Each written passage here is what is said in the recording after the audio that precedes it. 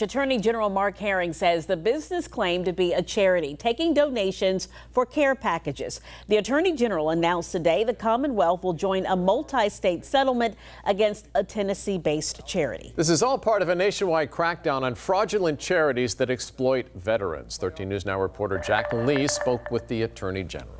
Well, David and Janet, Attorney General Mark Herring said these businesses use deception to take advantage of Virginians who wanted to give back to the armed forces community. He said the Commonwealth will do everything it can to fight back.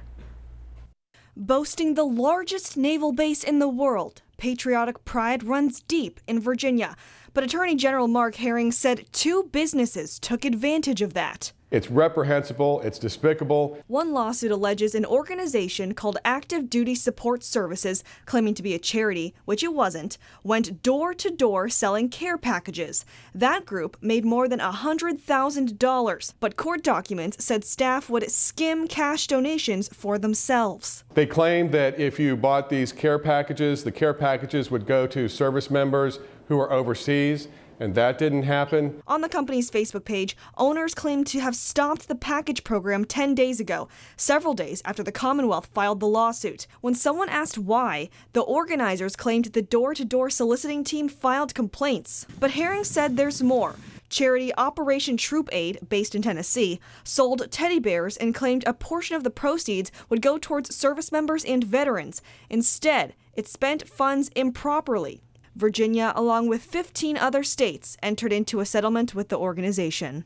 The folks who are involved in that are barred from doing it anymore, and there are civil penalties as well.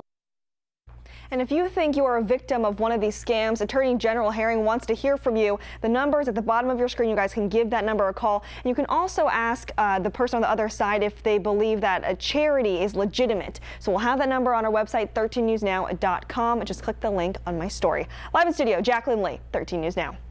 So how do you spot a scam by those simply trying to get their hands on your money? Well, the Federal Trade Commission has some common sense tips, and here they are. They suggest to avoid any charity that refuses to provide information about who they are, what their mission is, or how your donation will be used. Here is another red flag. No proof that your contribution is tax deductible. Yet another sign, if they use a name that resembles that of a better-known group. Also, important to remember, most groups won't ask for donations in cash or through a wire transfer. And finally, be suspicious of any high-pressure pitches by those simply trying to get their hands on your money.